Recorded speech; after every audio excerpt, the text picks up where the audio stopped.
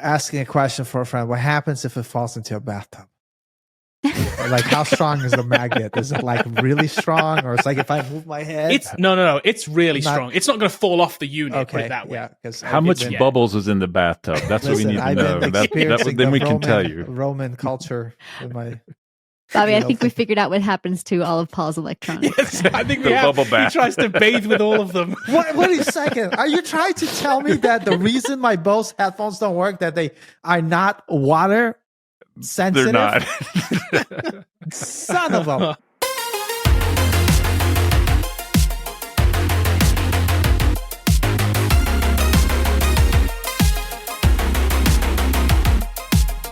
Welcome to the Not Null Podcast. I'm just an AI voice. But here are your real hosts, Kevin Doyle, Bobby Davis, Paul Bratslavsky, and Sarah Kimmel. Hey everybody, and welcome to this week's episode of the Not Null Podcast, a tech podcast where we talk about everything from AI to VR and robots to flying cars. I'm Kevin Doyle, and this week I am joined by Paul Bratslavsky, Sarah Kimmel, and Bobby Davis. Coming up in this week's episode, the US government has released a series of AI mandates. YouTube is continuing to crack down on ad blockers, and Elon thinks X can replace your bank again, just like he did in the year 2000. And then we'll wrap up with our null, not null recommendation section, where we recommend that you avoid a product or service. Okay, first things first.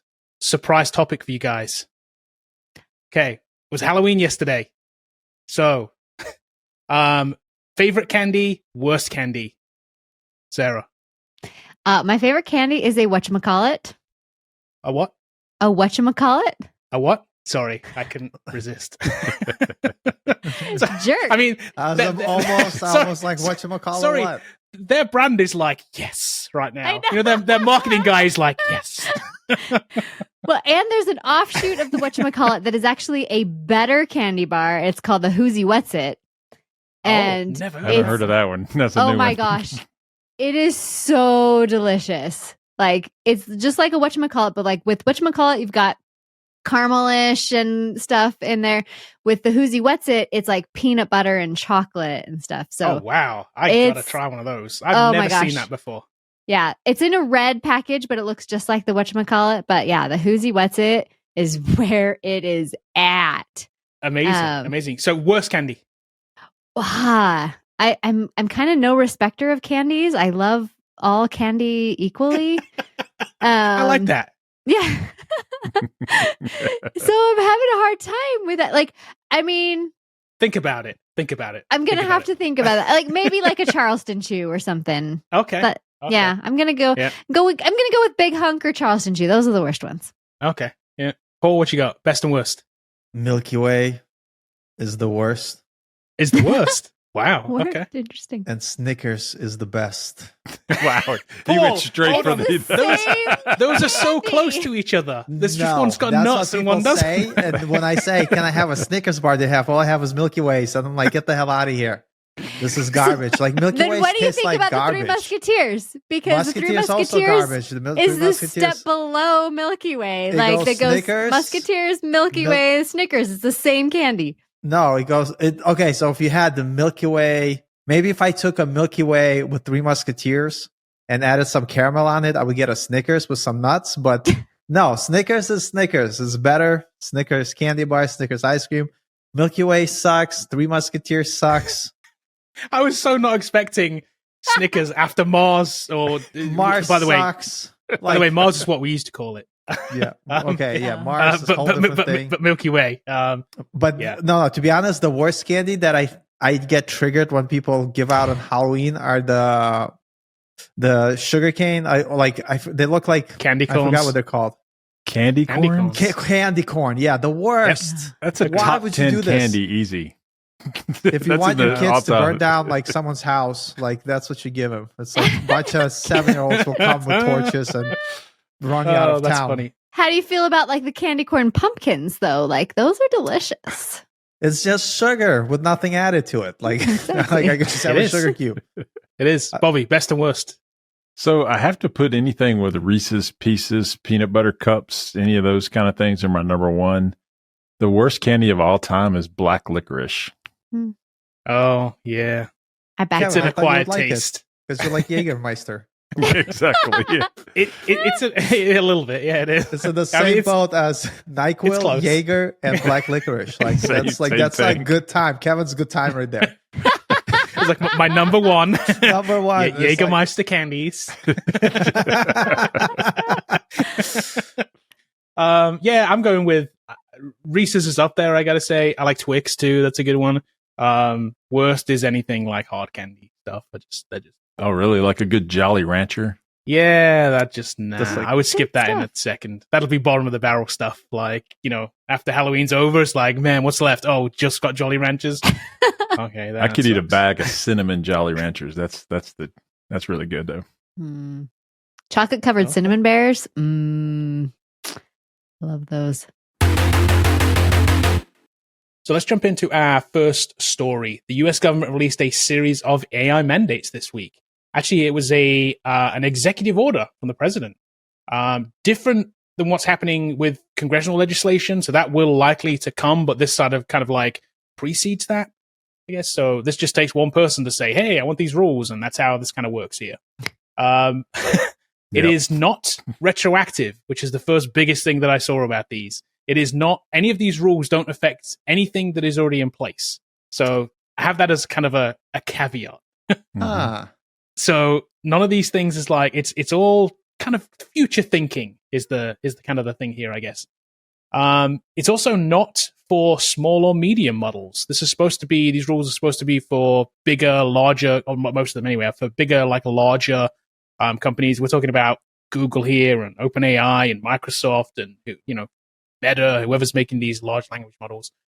There are some very, like when you really, really dig into it, there are some very particular like numbers they even talk about too around size of the models and those kind of things. So it gets really technical on the very technical side. But it does include some kind of key provisions, which is summarized in the best summary I found kind of the key points was this one done by Mashable, where they pulled out kind of the 10 like key provisions that you need to know. So I'm hoping you guys had a chance to at least read through this one, because I'm sure you didn't read through the exact executive order. Because if you look at this here, by the way, it is, if I start scrolling down this, it is very, very, very, very, very, very, very, very long. They did put out a summary, like this fact sheet that they put out, which kind of summarized it up, which Mashable then took and made an article out of, which is kind of where we'll kind of jump off from, I think. So, Sarah, I know you've had a chance to look at these. What do you think the biggest takeaway from these are? Any of these things really stick out to you? Yeah, I mean, the biggest takeaway for me is like, how are they going to implement like all of this? It's kind of a lot of like big talk, it sounds like, but not a lot of like actual solutions. Like it says, we like are going to make sure that the privacy, especially of children, is, but it doesn't say what about those rules are like specifically applying to children. So like why are they calling especially children out when it's like, okay, well, all of this can really apply to like all people. So like a lot of it just seems like a lot of look what we're doing, but not a lot of like it's very wide, isn't it? Yeah. Like, it jumps all over the place. And even in the 10 points that they pulled out here, it jumps all over the place, from things like if we like from the top here with like the systems must be the results must be shared from their testing with the federal government, which by the way, just with the federal government, doesn't say that we the people kind of get them too, right? It's like, just give them to us, the government. We just let us know. You. We'll evaluate it for you. It's fine. Yeah, all the way down to another big one that stuck out to me was the watermark. That's the other one I was going to pull out here. Yeah, like that was the one that was really interesting to me. I'd really like to know kind of more details on what they're thinking about that. Like, is everything going to have like a little AI generated watermark like over it? Because then that kind of defeats the point of generating the image if it's going to have these like watermarks on them. So, but I agree that there needs to be some sort of metadata that identifies AI generated content. I don't know that I like the watermark thing. Yeah, I'm hoping it's like a they're just using that as a term and not an actual, like they don't mean actually slap AI a watermark on the picture. right over my face. It's. I hope that's not where they go with this. Anything else stick out to any of you guys? Yeah, the one other thing that really I was like, wait, what? Was attract AI talent from the globe. Like, oh, they have a whole website for this now. Yep. Yeah, I'm like, yeah. Oh, okay, you're pushing people to like the front of the list to like immigrate here that have particular skills in AI. I don't know that sounds really ethical. Well, we've always done that. We've always pushed people to the front of the list with skills. I think that's okay. But like, they're just over this. This thing's been out for like 1 year, really. It's, and I know that it's been around for 10 years. They've been developing OpenAI, but like the problem I have with this entire thing is that this leads to applications being regulated. And so like you have to submit your application to be regulated. Now notice the big ones that don't count are the ones that are already there. And so like Microsoft is writing this and Apple and Google and all these guys are in here pulling the ladder up from everyone else and saying that, oh, well, if you got a model, well, it needs to be looked at. Well, they did say these rules don't apply to small and medium models. Yeah. So it always does. It always goes downstream. It starts there. Right. I'm like, who's going to determine how small you are? Like, yeah. Then there's the civil things where you can be sued civilly if your OpenAI does something that you didn't know. I mean, or whatever it is. And so when you're talking about generative text, there is no freaking way that you can test this in every scenario for every prompt for everything that it'll ever do. So eventually it's going to offend somebody somehow, some way. We're releasing a product based on AI next month. And I'm just wondering if we're going to violate some civil things. And ours is very benign. Now, ours is benign, but it does use, it does AI generation, checks generation on the back end of it. But, it just bothers me that you'd have to submit your thing to the government to get regulated. We can't even get our taxes done on time. Like imagine this, like every app has to go through some government agency and they'll decide when you get approved. And I think this could be another way. That's not what they're saying at this point. That's what's going to happen. Yeah, but that's making a jump to something that doesn't exist yet. So right. That's not where we are. It's getting close when in we the put EU, out but when we put out our AI app, we don't have to submit it to the government to make sure that we're allowed to put it out. Right. Well, you can say not yet, forever. Like we may never, ever. Chances are we will never, ever have to do that. Just as much as we will. So that's because this just got released yesterday. Yeah, but again, you can't jump to the conclusion that everybody that puts out an AI app is going to have to submit it to the government. That's just insanity because there's going to be hundreds of thousands of these things coming out. There's no way. Well, yeah, but that's not going to be I just don't ever see that being a thing ever. I think that's just speculation. Yeah, what's gonna happen is a lot of the AI that we as individual, like small models, they're going to be like they're not actually going to be able to do anything, just because of the scale that they're on. But all the big companies like Google, OpenAI, Amazon, they would have to follow some regulatory process. And I'm assuming because they have completed it and because we're consuming those services in our apps, we wouldn't have to submit our application to the governments. We're issuing prompts to these things. And so the end user is going to be responsible for what the prompt comes back and does. Yeah. There's no way Microsoft's going to be on the hook for every prompt that's sent to OpenAI. And so like when they talk about regulation, they're going to regulate what comes back. When they talk about the civil things and does it discriminate others, and then there's like, does it lead to job loss? And like, there's like all these other things that like, if you don't think it'll happen, you just look at, hey, you know what we should do? We need an income tax for war. And then you look at the size of the IRS today, and when we allow these regulations to come in, they don't ever get smaller. The U.S. government always gets bigger. And so I'm just worried that they're going to attach the label to AI to everything, which is another thing that we can't even figure out. Like when we talk about what Google is or shouldn't do, and we have these hearings in Congress are doing it and they're writing the laws, and they don't know the difference between an iPhone and a Google device. I mean, they don't. Like a lot of the tech hearings are just laughable about how underknowledge they are. And then now they want to regulate AI suddenly. The thing that bothers me is Sam Altman goes around and saying that this is going to be the end of humanity as we know it. It could kill us all, and he's going to still make it. which tells you he doesn't believe it's going to kill us all. Like, in other words, if we thought it was going to kill us all, like, what is he? Why does he have a company? Why don't we just march over there right now and say, shut it down since you're going to kill everyone? No, it's going to kill everybody who's not part of the elite. Let me put my cap on. Like, they're going to, didn't you watch that movie Elysium? They're going to figure out how to heal people. They're all going to live in a space station. Live on a big space station and circle. Matt Damon will have to come and save us.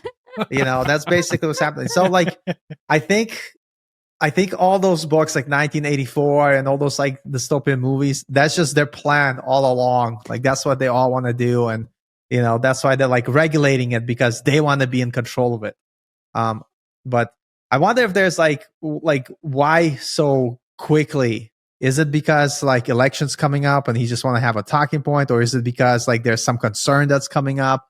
Because it's literally out of nowhere, Yeah. I think it's the concern thing, like you're talking about, because like I said at the beginning here, they're not waiting for the like congressional legislation in this, because we know the way that's going at the minute. It's like that will take forever. They can't agree on what day of the week it is.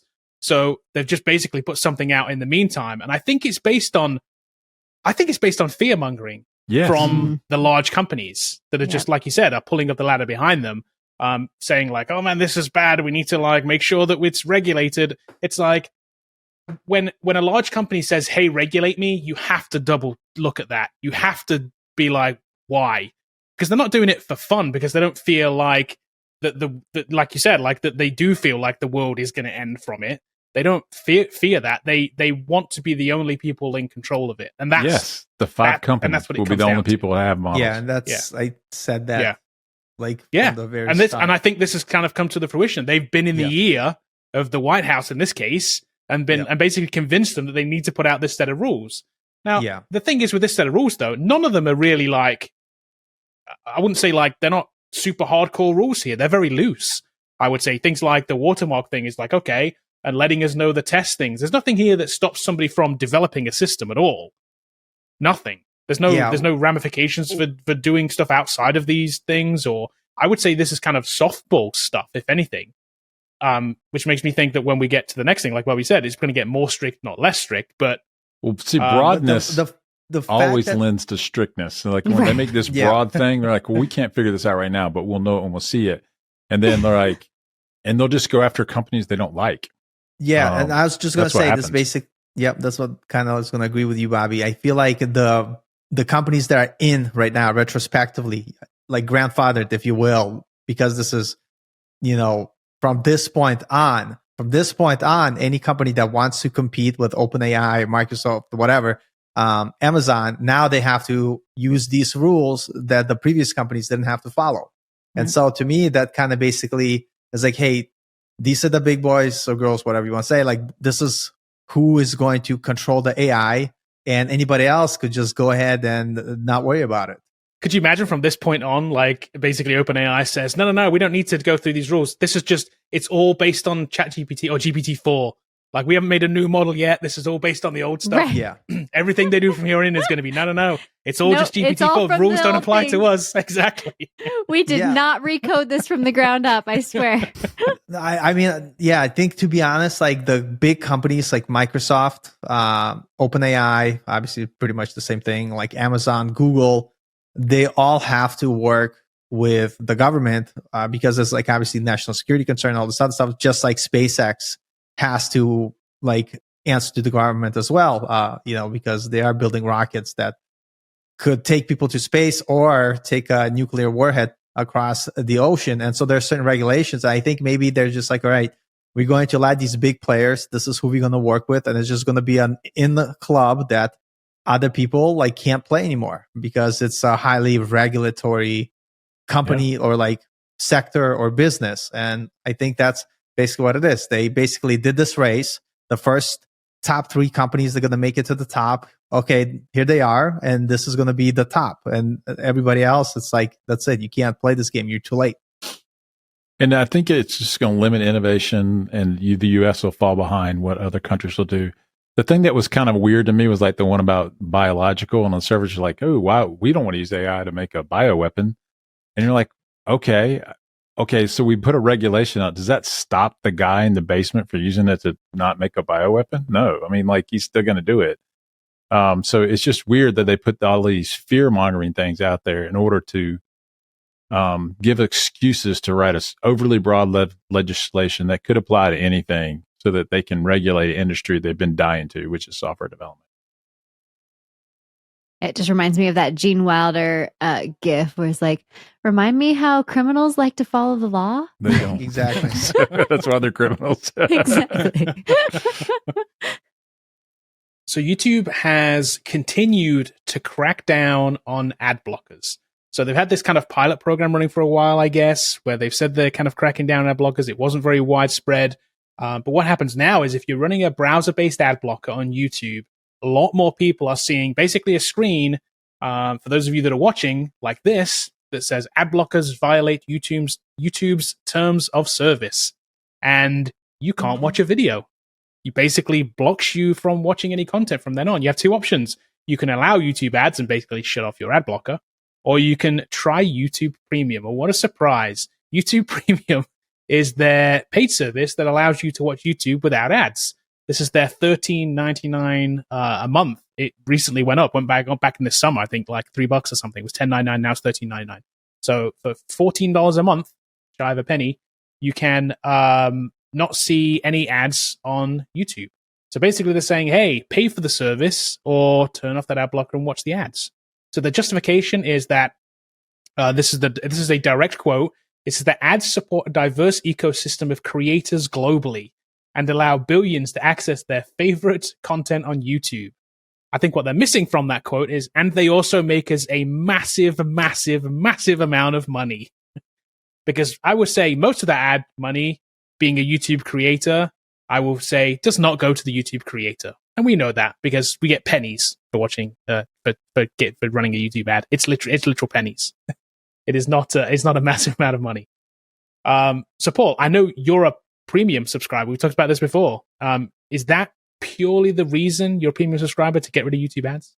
Yeah, 100%. I just didn't have the time to skip through ads. I didn't want it to be a headache. I just pay. I think when I got it like 5 years ago. It was like $12 or something. Totally worth it in my mind.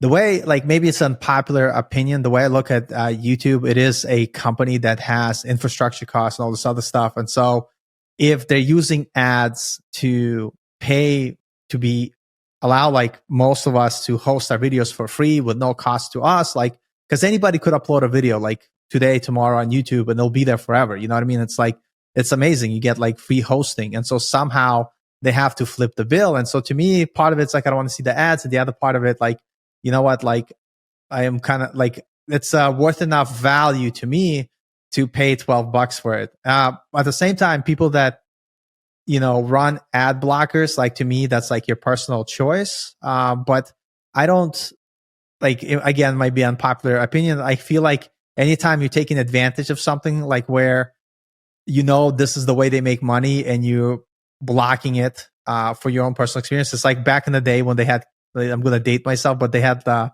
cable and some of these pay channels that you had, like Cinemax and whatever, they'd be all squiggly and stuff. So you needed to have this cable box. And so you could buy like a box. Back then, like, Amazon didn't exist, but you could buy it off some website, and you're basically stealing super cable. legit one. You know, exactly. You're like stealing cable. And so, like, I always felt like I'm not saying you have to be happy, but it's like if someone came to my house every day and I made like a drink for myself and I put it in the refrigerator and someone came in and took it without me knowing, like, I'd be kind of upset, you know? So, like, I'm not saying, like, a lot of people say, like, screw the big companies. They make bajillion money, like, off of us anyway. Like, it should be like free. They should have no ads. But at the same time, Google, like, majority of their income is made from ads. And if they can't sell ads, like, I think Google's going to go out of business. Like, I don't know what to tell you. And I want to keep watching my cat videos. So $12.99 it is. You know what I mean? So I think they made $29 billion last year. Just 29 billion. Yeah, that's it. I think that's the number, somewhere in that range. In the first half of this year, second quarter of this year, they made almost $8 billion. I'll give you another example. So there's this company called Venmo, not Venmo, Vimeo, another video thing that I haven't used like forever, right? And so I think like it's $49 a month to be able to upload 4K video. So my logic was, instead of paying $49 a month and just to have this ability to upload videos to Vimeo, I'm just going to use YouTube for free to upload 4K videos, whatever size. You could upload a 10-hour 4K video to YouTube and not pay a cent. And so for me to pay $12.99 or whatever it is, like a month, like, again, it makes sense. And so I tell people, like, if they're like, and again, this is probably going to be unpopular, take, but it's like, if you're not happy with the service, you don't have to use it. But I think as a service, YouTube is phenomenal. Like, I watch YouTube more than I watch anything else. Same. Like, I watch it more than Netflix. I watch it more than movies. I watch it, like, it just serves all my needs. And for me, like, I would feel guilty using ad blocker and something stupid where, like, I could just pay $12.99 and not get that big ice cream once a week, and be fine. So to me, that's my thought process. Probably same along the side of, like, do men think about Roman Empire? So if you hate my take now, you're probably that same person that whatever. I don't know what you do at home. I'm on whatever. YouTube TV. I'm not on premium YouTube. I think YouTube should be bundled with YouTube TV. That's my hot take. I agree. I would like that. But it's not. And I'm on NFL Sunday Ticket, which is also moved over to Google. But I'm kind of with Google on this one. I know you'll find this shocking. Like, they should probably block them because that's how you make money. Even though it is $29 billion, I get it, but it's a lot of space and a lot. I do agree with that. So it. here's the thing that I'm thinking about with this: how many people are running ad blockers that would block the ads? I just can't believe it's that. Well, they make $29 billion, so it's not that many. How much more are they going to make from having them unblock the ad from block the ad thing? That's what I don't get. Like, right. Maybe I just don't see that many people using them. I really don't. But I think more and more people have used them, and the reason they're using them isn't to block an ad. Essentially, it's because of the terrible experience of ads online right now. Yeah. So I don't use an ad blocker, never have with YouTube. I've always had YouTube as I use an ad blocker. We have one running right now on this webpage we're looking at. But I've never used it on video sites because I think it's different. The problem is with these sites that are like this, where this is The Verge, for instance, it's just absolute trash with ads. It is such a terrible experience. And it's 10 times worse on mobile. It's like paragraph of text, ad, paragraph of text, ad. And then you get something that looks like a story that's an ad. And then a partial paragraph of text. It's like, I just want to read the story, man. Like, what is happening? It's so bad at the moment. So I think the experience is why people run ad blockers.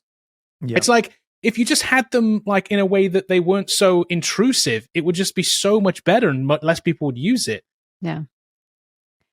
Yeah, I'm with everybody else. I mean, we're all YouTube creators, so we're kind of like, yay, ads, because that helps, line our pocketbook. But I'm the same. Like, I wouldn't block ads on YouTube, but I could see whereas you're in a reading experience, it is so intrusive. So I've been using reading mode on my Android phone for a while because I just want to read the article. Like, I don't need to see all of the ads, but I don't mind the ads that pop up in my YouTube videos. I'll just wait patiently. I'll skip the ad, or, if I really like the creator and I'm like doing my makeup or something, then I'll like let the ad play for a lot longer. But well, I think the one thing I don't like about Google is that they changed this last year, and I think they have not told us as creators how much they're actually going to pay us. I think that's went down a lot. They still say, what is it, 30% or something of all ad revenue goes to creators? No, I don't believe that's. Yeah, I don't know. I think it's 5%. I don't believe it either. And for those that got invalid traffic, it was like, right, 1% of their ad revenue. Oh my God. And I think, you can see the ad revenue went down right around the time they launched YouTube Premium. And it's like, they said, well, we're going to share premium with you. And like, no, you're not. You're not. You're keeping every bit of it. And that's why I'm hoping Twitch or Rumble or somebody else can be like a valid competitor where you could actually push something somewhere else and run, but if you have pre-produced content like we do, it just doesn't play on Twitch, Twist of Faith is going to be Twitter that's going to become the video thing. Well, what bugs me about Twitch is stuff disappears. Like I like it's the just evergreen. gone. Yeah, Stream I of like consciousness. You know why? Because it's expensive to host content. exactly. Yeah. Exactly. They're spending that $29 billion on servers. So Kevin, I mean, I guess we try can just to start host- pushing to Twitter long form video. That's what we need to do, right? Yeah. I'm sure Elon will revenue share. Yeah. He already is. That's what he says. Yeah.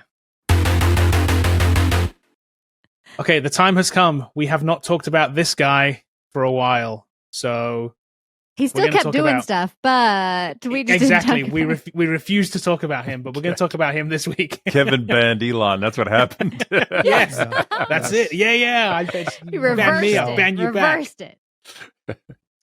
So yeah, let's talk about some things going on with Elon, specifically with the application formerly known as Twitter. Let's talk about that a little bit. So Elon, they over at Twitter, the company formerly known as Twitter, they had a what do you call it? A all hands meeting. Actually, the very first all hands meeting they've ever had since he took over happened 1 year after he took it over. So I don't know. It seems That's weird, some but there good you go. communication going on in some that great company, I communication. bet. Well, yeah. Took him a year. They finally had an all hands meeting. And I guarantee you this thing was not scripted because it just has just say what I'm feeling at the moment vibes written all over it. So, because we know, Elon, again, there's a- what? No. right? Yeah. I don't think he knew what he was going to say 5 minutes before he said it. So what he said in this was he just whatever was on his mind, and what was on his mind this day was the fact that he wants now X to replace your bank, just like he did back in the year 2000. So there is a book, and I forget what the book's called actually, but I read it kind of recently. I forgot the actual title of it though. But it talks about PayPal, and he had a company previously called X. It merged with PayPal. And they wanted, back in the day, he thought like it was going to have financial products. It was going to be your bank, and it was basically going to take over the financial world. Well, he has this dream again in 2024. Because he says by the end of 2024 that they can roll out a banking product as a part of X. And he's basically said, this is a quote, it says, if it involves money, it'll be on our platform. Money or securities or whatever. I mean, so vague. Whatever. So it's not just like send $20 to my friend. I'm talking about like you won't need a bank. So big shoes to fill, really. Elon's like basically in a year I can generate a whole replacement for the banking system. So what's the over under on him actually doing this in the next year? I mean, is it all Anybody backed wanna by bet on this? Dogecoin? Then it's a no-brainer. Come on, everybody, to the moon with Twitter X, whatever, Doge X Twitter bank account. Bearing in mind why this is going on, just switch to this story real quick. His company X now is actually worth 55% less. They've had to basically come out and say this than when he bought it. He bought it for 44 million. They had to value it at 44 billion. Sorry, they had to value it at 19 billion because they awarded some equity to members, to employees. So they had to give the shares a value. So they had to value the company. And this is a point where he really can't lie. He really can't like make up a number here. He better get this right because if he's not, Securities and Exchange will come after him or whatever. So he has to be really like on the nose about this, as close as they can get. So he valued it at 19 billion. That is a 55% loss in a year. That's pretty epic. I'll also say that Fidelity, by the way, marked it down even further. They said they lent 300 million to this. They're saying it's only worth about 15 billion. They're like, yeah, it's kind of a little bit on the high side. They're like, we're only rating it at, we're going to give it a 65% loss over a year. They're already writing off their 300 million. They're like saying, we're only expecting 65% of that to be gone. We only want the 35% remaining, I guess. So yeah, kind of crazy. So with all this going on, Bobby, I know you've been kind of an Elon supporter through this. Are you switching your current bank and giving Elon all your money? I'm Is already that on the what's beta happening program. here? What are you talking about? So like, no, I don't think this is going to happen. I think this is one of those things where he says things and then we'll figure it out later. And this is a really tough problem. Yeah, to do. this isn't to figure it out in a year, is it? Yeah, I just don't so see it. to build a financial replacement, which is just the underpinnings of the financial industry, and how that all works and interchange and all these other things that have to happen. I don't know if you can do that in 12 months, even if you signed on all the partners. Second, when he was with PayPal and X, that was probably possible because of the way the industry was back when he did this. And you read the book and he talks about they signed on to eBay and they changed direction. He was mad and he got pushed out. And he really wanted to do this. Now he does want to do it. But now you have Venmo and now you have WeChat. And now you have everyone and their mother is sending money to each other. You already have banks. I don't know how we would ever trust this to put our bank, because you have to put it on deposit somewhere, right? And so, is it going to be FDIC insured up to $250K? Probably not, Right. What's the process to go through that to get that kind of rating, right?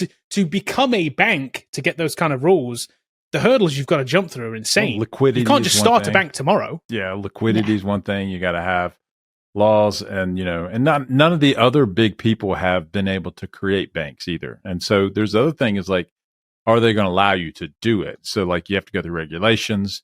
And given the fact that he makes friends everywhere he goes, I imagine the regulatory hurdles will be pretty high. Oh yeah. I just don't think this is something he wants to do. And there's a software problem that they've got to solve, but then there's a reality problem where rolling this out, actually getting customers on it, building up trust and safety of things that I believe you're going to have my money and you won't go under. And then you throw in the fact, well, we've dropped 55% in the last year. Okay, I'm putting my money on deposit with that. I mean, Right. So that's, there's a reason when you walk into a bank and everything is neat and tidy because they want you to trust them to give your money. You would never go to a bank where, the windows are broken out and the front door doesn't work. You just don't feel good about that. And I think they don't have that kind of cachet to get that done. Even Apple is going through vendors and partners to do their credit card. Yeah. So if anyone had the cash totally to do it, product. Apple does. I mean, they've got exactly. Yep.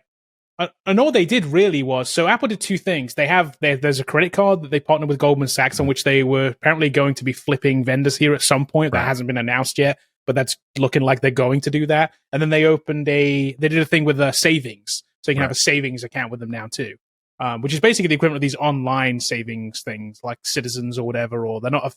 I think there's different rules for those as a savings thing, which is probably how he thinks he can get around this is, well, because we're not this physical legacy banking system, we're going to be more regulated like PayPal was regulated, which is different than a bank. Maybe he thinks he can slip into those rules, and I don't know. And I'm assuming Apple, their banking thing, because I don't think it's backed by anybody. I don't think, other than themselves. Their savings thing, you just give them their money, and you just hope that it's that it's backed by Apple.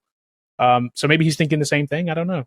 But I mean, but it's complicated, and you have a wife in banking, and we've all talked to people there in banking, but you've got to be able to buy securities, and so you have to back these with bonds or something like that for floating and to earn interest on your side, and so we're talking about $1 trillion or something like that. I mean, I don't know how much it is, but it's not 44 billion. I mean, it's more than that than he paid for the company to do it. I would think to do it on the scale that he's talking about, everybody for banking of anything. That means he's going to give out a credit card. He's got to back all those unsecured debts.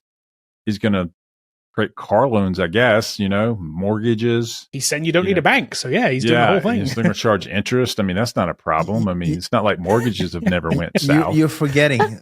He has one thing that nobody else has. It's called Elon Promise. He's got a lot of those. Yeah. And that's what he's going to be backing everything with is his promise. Yeah.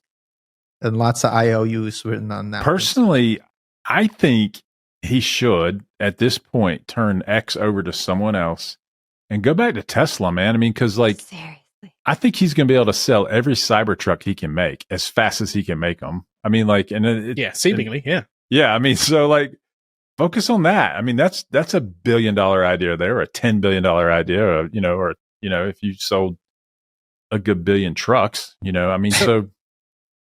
You could only buy a Cybertruck if you have Twitter Premium. I think that should be his rule. That's what he's got to do. It's all tied together. It's going to solve both the companies. They all going to go to the moon. It's you want a Cybertruck? Paul, you nailed it. I mean, he should focus on Starlink. I mean, that is there's such ability for that to take over just internet at large. It's just, He can Here's the land a thing, rocket. I saw a clip from, he went back and did another Joe Rogan thing, which I haven't watched the whole thing, but I saw a clip from it earlier. And he talked about kind of his motivations for buying Twitter and those kind of things. And it wasn't money. And it makes sense that it isn't money, because if it is money, he's doing it really, really badly, right? Yeah. So clearly. So it wasn't money. He thought that he could save the humanity. Humanity. Yeah, it is. That's what he says. Twitter. Yeah. Yes, that's literally what his quote was. Yeah. That's something he thought that he could save it by opening it up and being way. He has an issue with Berkeley, California, and being too left. And that's what he thought he was doing. He thought he was opening it back up to the world, and he was doing something for humanity. He thought he was doing humanity's work, which makes you think like all the other stuff that he's doing kind of comes into that as well. Pushing electric cars, Starlink, sending people to Mars. They all have that same kind of like grandiose, I want to be the Howard Hughes / Nikola Tesla of the 21st century. But my name needs to be more than money. For Twitter, he is. No, but guy. He did do all those things. That's what's crazy about this. And Twitter's like he's like Moby Dick, the white whale. You know, it's like this thing that he won't let it go. Dude, I think you've got all this other stuff. You know, there was an old like Joe Rogan. I think it was like the first episode he went to, and I think he asked like if Elon was happy or can he stop or like whatever. Like I think he's trapped in his own pursuits, and he could only get meaning by constantly moving. Like, you know, and I don't think he's even happy. He's just doing the thing because he has this crazy drive that can't be explained, and he will do whatever it is. But I feel like if I had to give like some saving grace to him, but then I read his Twitter and I'm like, no, Paul, that's not what's happening. But like, I was always going to say he's obsessed by this, like, you know, feeling of constantly working and doing stuff. And that's what gives him happiness. It's not the money. It's not the relationships, not the people he meets. It's just the fact he has this obsession to do something. And if he didn't have that obsession, he would like have no meaningful life. So I don't even think he's happy, you know, and he's just like, he can't stop. He's like, this is what I got to do. And this is. I just don't think he can win with this banking thing. I think Twitter's, I mean, I could be wrong, but I think it's a dead brand. And I think he should get out of it as quick as he can. But then he'll tweet things like, hey, let's read Wikipedia. And it's like, what are you doing, man? And you want to be a bank. Okay, bankers usually are serious people. You know, they're worried about your money. And you could just see, well, you know, people gave him $1 trillion across the U.S. and countries of the world, and you could see it. Well, that didn't work. Sorry. You know, and It doesn't matter to him, I guess. I don't know. I just don't think it'll work. Probably doesn't matter, but I think that for him, like, he does see creating something that's similar that they have in China, one app that you could do pretty much everything in, and he's just going to keep trying and see if it happens. You know, so I think the regulatory hurdles are too high. Yeah. It's just too high. And then the government, if you don't make friends, they're not going to let you do it anyway. Even if you could do it, they'll just stop you. You know, so that's another problem he has. Yeah. And then when they roll this out, the media is going to be against it. They're going to hate this thing. It doesn't have a chance. I mean, like, you know, it doesn't have a chance. Suddenly, Peter Thiel will be the media's friends because he made PayPal, and that's way better, you know? And everyone's like, what, really? I mean, PayPal sucks. Sorry. I'll tell you why PayPal is my not null early. Let's go for it. Let's hold on. Let's go for it. Let's go for it. Let's switch to our recommendations, not recommendations. Paul, what is your null for this week? So first, let me just tell you why PayPal sucks. So the reason PayPal sucks is because I have 2 PayPal accounts, and I'm like, 2 is too many. I only need 1. So I went and tried to close my PayPal account, and the dude literally on the phone that I talked to said, you can't do it. You can't close your PayPal account. And he wouldn't let me. And he had needed all this extra documentation. So I challenged someone, create an extra PayPal account and then try to close it. You can't. It's just impossible. You can't do it. So I gave up. I just gave up talking to that person because it's like, I'm going to punch him in the face if I ever knew who it was. And he was so confident. It's like, oh, you can't cancel. What was the reason for not closing it? Why can't they close it? Just can't do it. You're not allowed to close your PayPal account. That's basically that. This was like 7 years ago, so maybe they changed, but you can't Okay. Like, try I it. thought there was some kind of rules around, like, if you ask a company to remove information from their kind of system, you kind of have to, don't you? I thought, wasn't that a That's thing? what I thought. And then they told me not to. So I have 2 PayPal accounts. One I don't use because that's the one I wanted to cancel. And the other one I do use because I also love PayPal is also my not null, actually, because I love their convenient feature where you could just go through PayPal and cancel all the services you don't want to use anymore. So I guess I have mixed feelings about PayPal. But my real null of the day is, so I bought a beard trimmer by Manscaped, which they already failed me with their previous product. But it was like, I thought it was kind of neat. It's got this adjustable notch Only where you could like once. shave and you could tack. So I put it on 4, and 4 means like, don't shave my beard off like a baby's butt, right? Like, don't do that. Like, I want to have some facial hair. So I go, it seems to work. And then all of a sudden, like, I'm like, what is this? What is this bald patch on my face?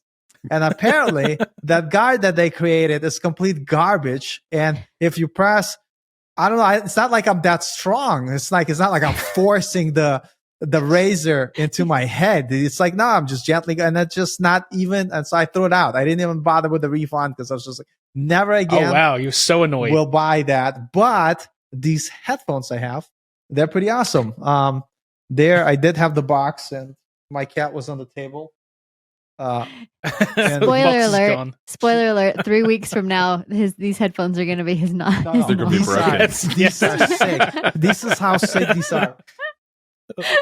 I bought 2 pairs. These are KZ something. It's like a company called KZ, Chinese company. They're like monitor headphones. Like if you write music and stuff or whatever.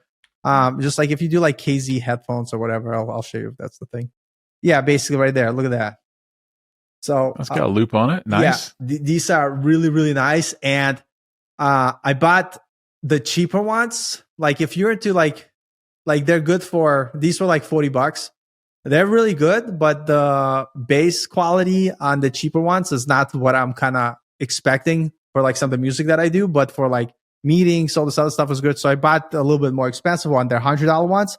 These are crazy. Like when I use my Apple headphones, I'll be at like 90%.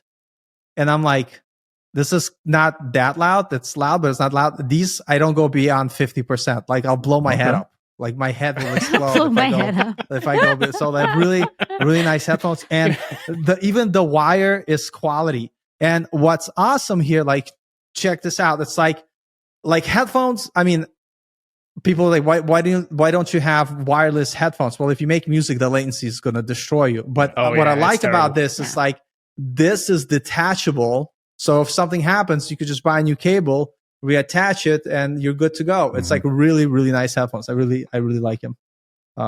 That's cool. And you have to send me the model number, yeah, so I can put the exact model number in the show notes. Yeah. I'll send it to you once I find the box. And my, that's it. I had like a lot of nulls. Elgato, their stupid capture card. My second one I bought broke. So what do you think You I should did? just save up all these nulls, Paul. I was going to say, you're like save one using for all of I them know, in one I'm week. done. I'm done. I'm just frustrated that I just noticed a trend with you, Paul. You buy things in pairs. Everything you buy it twice. garbage, two Bose headsets. garbage, Two. garbage, Bose. I'm sorry. Oh, that's amazing. Okay, Bobby, what you got this week? So for me, you're thinking that you want to step up your game as far as how you look when you're going to work. Everyone's taking you back to the office thing. And so like I'm stepping my shoe game up, which one thing about me, if you don't know, I have more shoes than my wife does. So like I buy lots of shoes.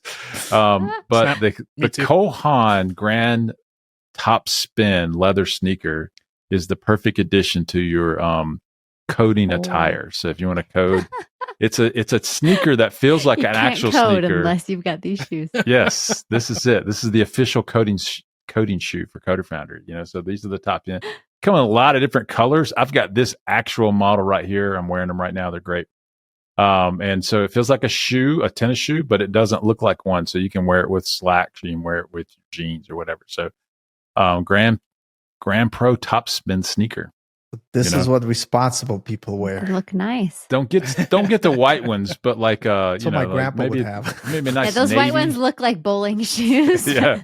Or those look like bowling shoes. Those are kind of bad. But the navy and the brown color you first shows what I have, which is nice. Looks nice. So anyway, the blue's kind of cool. Cool. Good stuff. Sarah, what you got? So originally I did not have a null, but as we were talking, I came up with a null because Go we were for it. talking about the government and talking about them like agreeing on something or just setting out like an executive order. And here's my null is daylight savings time. It's coming up this weekend, or when this is released, it just happened.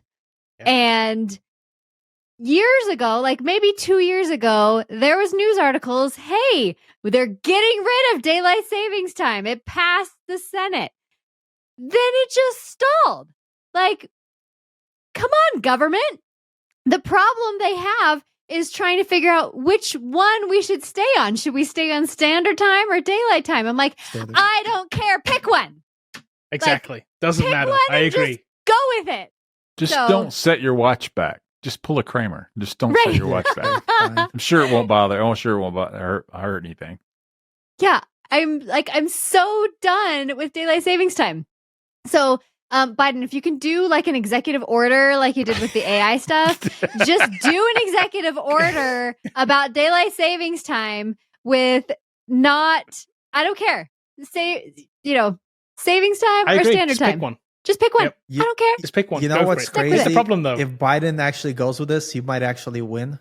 I'm just saying. Right. Just Right. saying. This could be the This should thing. be the thing that pushes Yeah. him over the Guy board. that got rid of daylight This could be the savings thing. time, I would 100% vote. That's going to be the next debate. What do you think? Yeah. But I always loved it where Indianapolis and Indiana couldn't agree. And then if you were in the city, it was a different time versus Indiana. I remember going to a conference back in the day and missing the first hour because we didn't realize the city was different than the rest of the state. It's like, what is this? And so I don't know what the times were. I don't know if they've ever resolved that out, but I don't think they Yeah, have. I don't know either. Yeah. But Indianapolis was on a different time than everyone else. So So they ridiculous. truly pulled a Kramer. They just Here's the thing, though. On the plus side, we do get an extra hour this Sort of, weekend instead yeah. of losing an hour. So Yeah. there is that. I mean, there's that plus side. Really? We lost it early in the year, but we get an extra hour. I mean, if there's any upside to this, but I'm with you, Sarah. I'd be all, let's just get rid of it. It's ancient. The reasoning is just silly now. And we're such a global, place now. Yep. Nobody else does this. Here's the thing. So in the UK, they do it. Yeah, they still Oh, do. they But here's do? the thing. Switch time. They do. They just They recently switched it. not on the same schedule. Nope, they just They recently switch it. 2 weeks Yep. before we do in the US. So funny. So I work for a French Yeah, company, so so I confusing. showed up to a meeting and I'm like, wait a second, why is this meeting at 12 today instead of 11 when I expected it to be? Yeah, they already switched. yeah, there's a 2 week time frame when we switch forward or back, whichever one it is. There's a 2 week time frame where we're on, at least to the UK, to Greenwich Mean Time, with 4 hours difference on the East Coast, not 5. Very weird. Of course. So- It's so of confusing. course you That's would what do I don't something understand. that. Like, if the UK does it, and Greenwich Mean Time is does Greenwich Mean Time switch? We need to Yeah, have a they whole have British discussion Greenwich Mean Time. on daytime Yeah. offset. We need to talk Yeah. about that. They have Greenwich data Mean type Time in the and database. British Summertime, it's called. Those are the two Oh, it time throws zones. me Like off. we have Eastern Daylight Time and Eastern Standard Time, which, by the way, when I correctly use those terms here in the US, by the way, let me just tell you this. If I put a time on something and I put EDT or EST, somebody I always asks me, what on earth is EST? I was like, you do realize it's a different time Standard because time. we've changed the clocks, right? Yeah. And they're like, no, it's EDT. I'm like, it's not. No.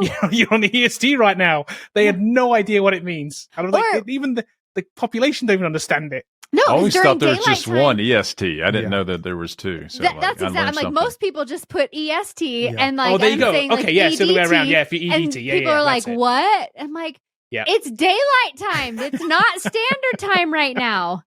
So Yeah. that's my big Yeah. null that I thought of while we were talking. So So what's your not null? my not null is where I'm going to show my chickness. and that is the Hallmark Channel Christmas movies. Oh my Oh, god! wow. Trust Really? me, it's that Are we season really again. going to do that here? Oh my Oh, god! I'm going to watch 25 of these things. I guarantee you, starting Oh, like no. this week.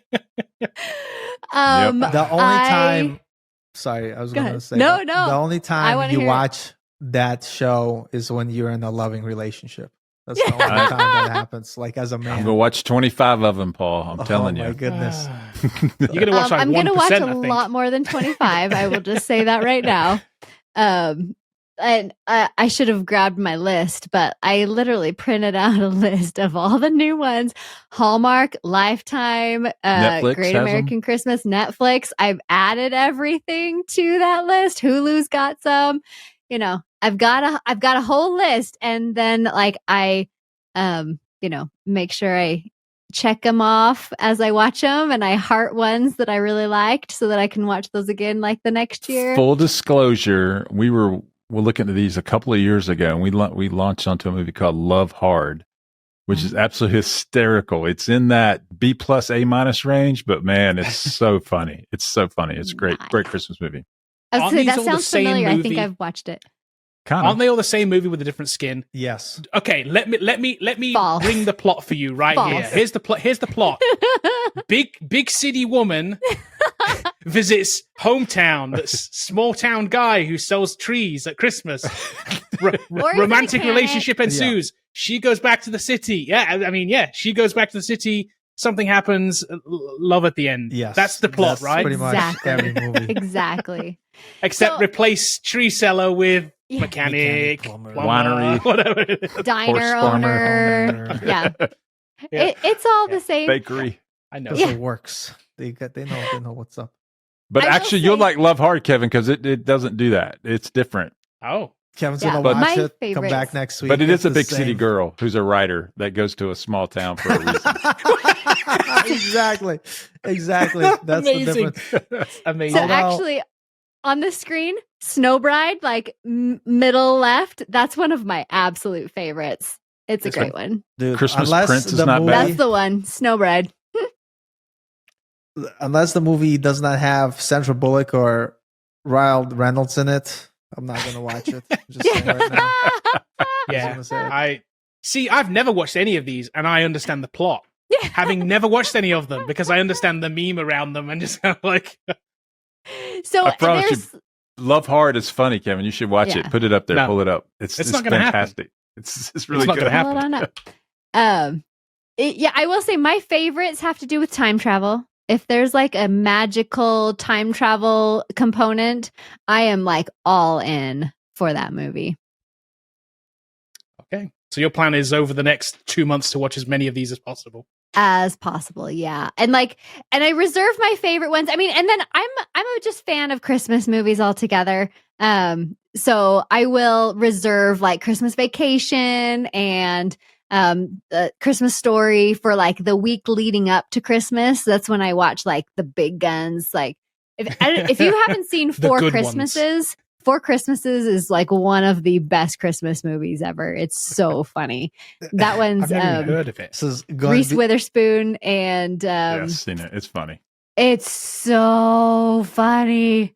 Like it's so great. Oh, Vince Vaughn. there's okay. Yeah. only one. They try to get out of Christmas. I was Yeah. I was That's the gonna whole say thing. that there's only one Christmas movie, and that's Die What's Hard. that? Die Hard's the only Christmas movie. That's not on my list. Die Hard, and Elf are top tier for me. Yeah. Elf, That's- yeah. that's like Elf. my.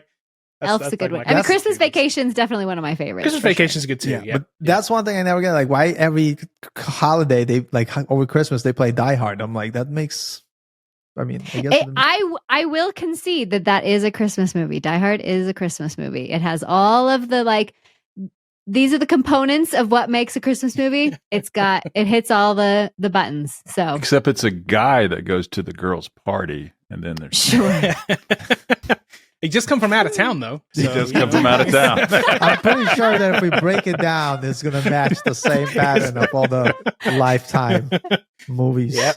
Uh, Yeah, But definitely. I remember the first time experiencing Lifetime Channel and finding myself bawling out and crying. I was like, I can't watch this.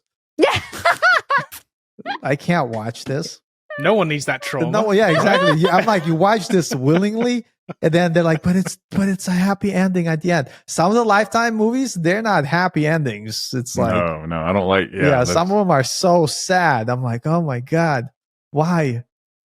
It's like watching Lion King and watching Mufasa, like, fall off the cliff. Like, I cried. Oh, no spoilers. I mean, it's too late. So if you haven't watched it, I'm sorry. It's too late for you. Oh. I love it. Okay. My not know for this week is something Quest related. So Quest 3. There's two problems with the Quest. Quest 2 and Quest 3. They have the same problem. The head strap sucks and the battery life is terrible. Those are the two things, and it's continued on in the Quest 3. Both things are still true. The standard strap sucks, and you got to replace it, and the battery life is terrible. It's just as bad. It's gotten no better, right? So there's one solution though to this, and that is this right here, and it's here. Look. It is a different strap. Wow. So it's this crazy looking strap, it's the Bobo VR, but it has a battery, and it has these batteries that like magnet on and off. Oh, that's sick. Multiple of these things. It is very, very cool. So it's like basically having it plugged in. And this strap, what it does is it takes a bunch of the weight from the front here and basically pushes it onto the top and onto the back so that you don't get an issue with the regular strap that you get, which is all the weight sits right on your forehead right here. Yeah. And it's like, it gets uncomfortable pretty quick. This takes a bunch of the weight off that, and it makes it seem even lighter than it even this one is. Is that battery hot swappable? Is that what that does? Yep. That's hot swappable. Nice. Yeah. Okay. Yeah. I have two. You just take one out and pop another one on. And just like you reach back, pull it off, it's magnetic, pop the other one on, and away you go. So you're in that gunfight in Population 1, and your battery's dying, you can swip it out really easy. Exactly. And not just lose. Switch it out. Yep. Just switch it out. Here's the crazy thing. So this just came out, because obviously the Quest 3 just came out. They sold out really quickly. I managed to get one the first day it came out. I ordered one. I was waiting for it because I knew what day it was coming out. And I checked it, and I was like, I literally hit the website on Amazon, like, order. Oh, wow. And I ordered it, and it sold out within like an hour. Wow. So they have promised a lot more of these are coming out, though. So while it's currently unavailable, here's the other thing, too. It's $49.99 with a battery. Wow. It's not even ridiculously expensive. How much time does it add? So the battery gives you about, I'd say 40 minutes, maybe 45 minutes. I think they're 5,000 milliamp batteries, something like 5,500 milliamp batteries. They're not massive. Yeah. But the fact that they're hot swappable is the exactly. The hot swappable is great. You just take one out, put one back on charge again if you want, and just keep switching them in and out. You can play forever. Asking a question for a friend: what happens if it falls into a bathtub? Like, how strong is the magnet? Is it like really strong, or it's like if I move my head? It's no. It's really strong. It's not going to fall off the unit. Okay, put it that way. Yeah. How much bubbles is in the bathtub? That's what we need to know. Then we can tell you. Roman culture in my. Bobby, I think we figured out what happens to all of Paul's electronics. Yes, I think we have. Bubble bath. He tries to bathe with all of them. Wait a second. Are you trying to tell me that the reason my Bose headphones don't work, that they are not water sensitive? They're not. Son of a garbage. I didn't. Nice. Steam is not water. Steam is steam. It should just go up in the air. Like, you know what? If they're watching, totally not what happened. But they're definitely covered under warranty. This is not what happened to me. This is what happened to my friend, just in case I go try to return him, is that a friend told me he or she took a bath with them listening to relaxing Kenny G music, and afterwards it just stopped working. So maybe that is the thing. It happens. Yeah, I probably wouldn't VR in the bath. You know what I mean? I'm playing that game. What is that game where you're in the ocean? It's really good. They have a VR version of it. It's so realistic. Yeah. I'm drowning. Oh God, it's actually like a pretty good game. I'm gonna have to figure out. I don't know. I've been playing Fisherman's Tale on it though. You played that? No, not yet. That's kind of a little bit oceany. That's good though. Yeah, that's a good game on the Quest 3. I'd recommend that too. The one thing that was low key about Kevin's announcements here is that he has a hidden superpower. This guy can order things when they're released in the day and actually get them. He's like on Mondo knows, hey, I got the poster. I'm like, really? I'm like, I'm hitting the button, man. How do you do this? He gets the Adidas sneakers the day they come out. I mean, like, I can't do this. I don't know how he does it. I get a lot of L's on Superpower. the Nike sneakers app, though. I will Okay. say that. That's like my white whale. Like it really is, because you get like when you win on the sneakers app, like you get like a you got 'em message. I never get. I say never. I've had the you got 'em message twice, and I will admit I flipped a pair of sneakers because I bought them and I was like, people. Okay, they were selling for like $1,000 after I bought them. So I was like, there's no way I'm going to keep these things. I have to flip them. So sorry for the people who didn't get them and I did. I feel bad about it. Most of the time I keep them, but for one I did flip them. So I've won twice and I flipped one. But most times I don't. I get the L every time. Oh, I just remembered the name of the game. You definitely should check it out. It is PC VR, but whatever. It's called Subnautica. Really good. Okay, Really, really good. I'll check Is that it out. is it bathtub approved? I mean, I need the full immersion. You know, He's got to take his, if it's PC VR, he's probably got to take his PC I got in the my whole bathroom with PC it. like right in my. So like, if one day I'm not here on the show, hypothetically, like somebody dropped the PC into their butt. No, I'm just kidding. I don't do any of that. If you don't show up, we're going to send somebody over and be like, Yeah. please check the bathtub first. Yeah, check the bathtub first. Okay, well, that's it for this week's episode of the Not Null Podcast. Thanks, everybody, for hanging out. Thanks for listening this far. You can drop us an email, as always. What's that email address, Sarah? Excuse me. The Not Null Podcast at AOL.com. I was so excited. It like got caught in my throat. That's it. The Not Null Podcast at AOL.com. Drop us an email there if you want to tell us anything. Tell us how great we are. Tell us how terrible we are. We'll take those messages too. We'll read them and then never talk about them. So- Never not going to be funny. Never not going to be funny. That's our email It'll address. It'll always be good. I'll just say we hello to will- Greg. Greg, how Right. you doing, man? Hi, Greg. Greg, Okay. Thanks for the email. The one that you the sent. one email that we got. We'll catch everybody next week.